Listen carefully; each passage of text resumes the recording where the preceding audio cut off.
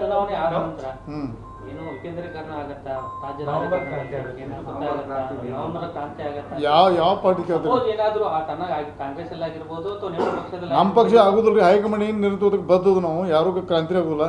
ನಾನು ಹಿಡ್ಕೊಂಡು ಎಲ್ಲರೂ ನಾ ಇರ್ಬೋದು, ನಮ್ಮ ಪಕ್ಷ ಅವ ದೊಡ್ಡ ಸಣ್ಣ ನಾಯಕರು ದೊಡ್ಡ ನಾಯಕರು, ಹೈಕಮಾಂಡ್ ಏನು ನಿರ್ಣಯಕ್ಕೆ ಬದ್ಧ ನಾವು. ನೋ ಕ್ರಾಂತಿ ಇಲ್ಲ.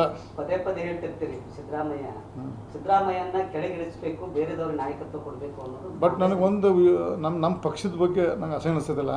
ಅವ್ರ ಪಕ್ಷದ ಬಗ್ಗೆ ಯಾಕೆ ಚರ್ಚೆ ಮಾಡಿದ್ರು ನಮ್ಮವರು? ನಮ್ಮ ಪಕ್ಷಕ್ಕೆ ಭಾಳಷ್ಟು ವಿಷಯ ಅದಾವೆ, ಅದನ್ನು ಹೋರಾಡ್ಬಿಟ್ಟು ಸುಳ್ಳು ಅವ್ರು ಏನ ಯಾರು ಮಾಡ್ಕೋರು, ಡಿ ಕೆ ಶಿವಕುಮಾರ್ ಮಾಡ್ಕೊರಕ, ಖರ್ಗೆ ಅವ್ರಾಗ, ಸತೀಶ್ ಜಾರಕಿಹೊಳಿ ಅವ್ರ ಪಕ್ಷದ ಆಂತರಿಕ ಸಮಸ್ಯೆ ಅದು, ಅದ್ರ ಬಗ್ಗೆ ಚರ್ಚೆ ಬಗ್ಗೆ ನಂಗೆ ಅಸಹ್ಯ ಅನಿಸ್ತದೆ.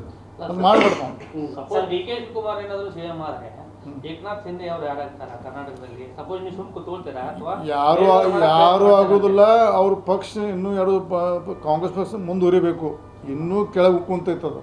ನಾವು ಅದು ಕೈ ಹಚ್ಚಬಾರ್ದು. ನಾವು ವಿರೋಧ ಪಕ್ಷ ಒಳ್ಳೆ ಕಾರ್ಯ ಕೆಲಸ ಮಾಡೋಕೆ ಎಷ್ಟೇ ನಂದು ಅವ್ರ ಪಕ್ಷದ ಅಂತರಿಕ್ಷ ಯಾರು ಡಿ ಕೆ ಶಿವಕುಮಾರ್ ಮಾಡಲೇಬೇಕು, ಇವರು ಮುಂದುವರಿಸಲಿ.